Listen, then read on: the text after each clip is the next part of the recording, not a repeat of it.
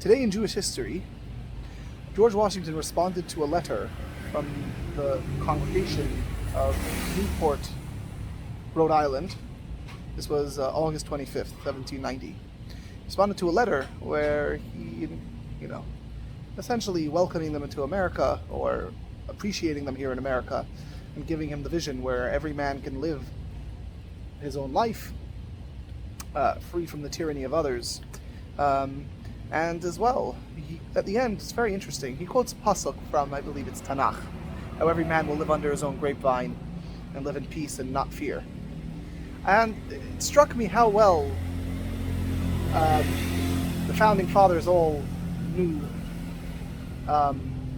They all knew the Torah, and what a focus they had on it as well. My father had read, I believe it was either the Bill of Rights or the Declaration of Independence, one or the other. I think it was the Bill of Rights, and he said, "Wow, they plagiarized Pirkei Avos." It was quite funny. But regardless, I wanted to say what bred this ability for our founding fathers to appreciate this libertarian concept of just leave everyone alone, let them do their own thing, appreciate everyone, welcome everyone. And why have we regressed to a point where there's so much hatred and venom and bigotry and more specifically totalitarian control over what you can do and can't do, what we try to, stop people from doing?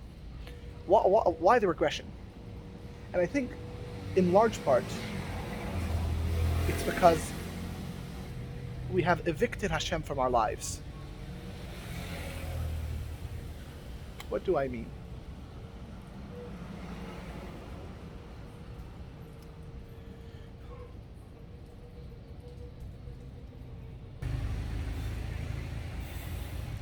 Back in the day, everyone learned the Torah. Everyone had a connection with Hashem to one extent or the other. Everyone appreciated it. Appreciated Him. And that was essentially the verbiage, what people discussed and, went back and forth with. And today, unfortunately, throughout society, at every level, more specifically at the more secular side, but even at the religious side, we don't spend our time involved with Hashem, so to speak. We follow the rules, but we don't actually stop to appreciate what Hashem wants. And unfortunately, you see a lot of people who are extremely frum, but couldn't care about Hashem. They made an avodah zarah out of halacha. And you see that split. It's interesting where it comes full circle. Where you see the ultra-Haredi, the very, very, very religious, super crazy strict. Just complete totalitarian cult-like behavior. I shouldn't say cult-like behavior, but unbelievably strict. And you're seeing the same thing come from the other end, where you see the leftists, which also have become unbelievably strict about the words you can and can't say, about every little thought you have, You're seeing this happen on both sides. And the part which both sides have lost is Hashem. That's where that connection comes from. Because when you don't have Hashem in your life, you can't trust anything. If you can't trust anything, you have to control everything. And you have to control everything includes other people. So we really have to take the time to really appreciate our relationship with Hashem and appreciate Hashem has this world covered. You don't need to be in charge of the whole entire world.